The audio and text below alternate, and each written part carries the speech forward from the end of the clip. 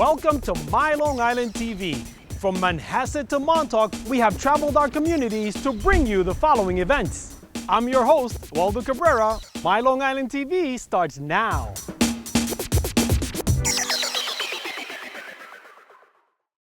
Welcome to JournalCon!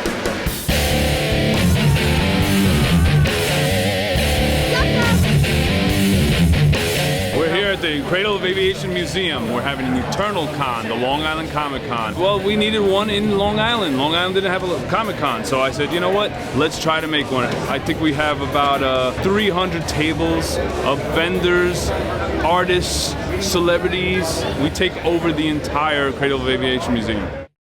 It's my homecoming. I'm here at Eternal Con 2014. Very excited. It's the second year in a row, and Old Brim is here. Last year I couldn't be here. I was at another event. I believe it was a Wizard World somewhere in the country. But here, Long Island, I'm a Long Island boy, homecoming. This is about 3 years in the making. I haven't been here to sign on the island in that long, so I'm very excited to be here. We actually launched the comic book Brimstone and the Borderhounds in 2010.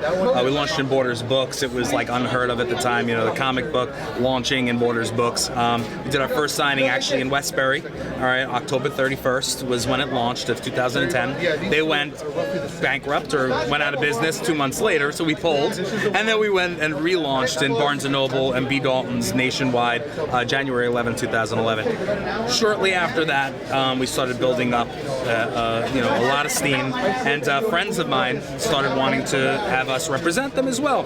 So people like Peter Mayhew, Chewbacca from Star Wars, okay, he had 2 of his books. He goes, well, Brim, we like what you're doing here. Do you think maybe we can work with you as well? Absolutely. And a couple other friends said, hey, do you think we could do something here too? Absolutely. So we said it's time to incorporate, and we did Hound Comics and Hound Entertainment Group. So we are a full corporation now, and I get to be CEO, which is fantastic. And from there, man, it's just been fantastic, and it's grown tremendously. We have over 45 creator-owned projects underneath Hound Comics Inc. Hound Entertainment Group, we represent Bumblefoot from Guns N' Roses, Janae Luciani, who's on TV's What's Hot, What's Not every other day, Jimmy Superfly Snuka, and the list goes on. So, and that's just a few. You know what I mean? We're in talks with some other friends of mine as well, so it's going to be really, really cool. Well, Brimstone and the Borderhounds is based on my former wrestling persona, has nothing to do with pro wrestling whatsoever. So if you don't like wrestling, it's okay.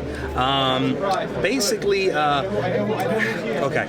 Anywhere that you can be born and raised in the universe, known or unknown, all right, you're being bred for the afterlife. Now, the afterlife as we know it is heaven, hell, nirvana, Valhalla, and so forth. We believe, heaven's the best place to go when you die, hell's the worst place, nirvana's bliss. It's a load of garbage. We've actually bought into their folklore. The truth of the matter is they're all competing corporations vying for the hottest commodity, which is the soul. Okay, now, if you're meant to go to hell, guess what? You're meant to go to hell. That's not necessarily a bad thing. If you're meant to go to heaven, you're going to heaven. That's not necessarily a good thing. So at the end of the day, that depends on what position you get once you get there, because again, it's a corporation. So it's just kind of like real life. So people can kind of empathize and kind of get behind the characters and what's going on and so forth. Now, Brimstone and his crew of Borderhounds are Hell's version of the Border Patrol, except they're not meant to keep people out, they're meant to keep people in. So now when people like you or anybody else, because Old Brim is Old Brim, but of course a lot more shredded and better looking in the comic and the animated series. But they make me look good. I can't tell the comic book people not to do that. They make me look good. Anyway, they bring us in on what they call weeper wagons. Now we're sitting in a big wagon when we pass away, because again, physics states energy never dies. It just goes to the next level. We do a lot of different things from all different science and history and so forth. So since our mortal coil dies, energy goes to the next level. So now that energy is your soul. That's in the weeper wagon. We're going to hell. We go, oh my God, what am I doing here? They call us weepers because we weep all the time. Okay. Once we get there, now heaven might say, this guy is way too important. We're not going to let hell get them. We need him for our corporation. Corporate espionage takes place. Big things go boom. All these weepers are running out into wasteland. Who has to go collect them?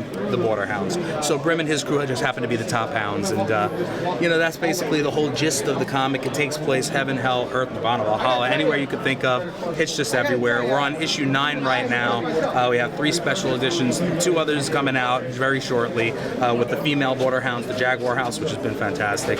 It's unbelievable to meet all the fans. Everywhere I am in the country and around the world, it's I'm a constant tour. So it's just great. Every city I go to, it's very warm and it's loving, and you always find people in here. I remember this and I remember that, and I saw you here and I saw you there. I've seen your backpack on The Big Bang Theory, and I've tasted your sauces, and it's just a great feeling, and it only gets better. You know what I'm saying? It only gets better. Every time something new comes out, people go, "Oh, this is great," and they jump on it. So I've been very fortunate, and the fans have been so fantastic with me, and it's only going to get better from here, I hope.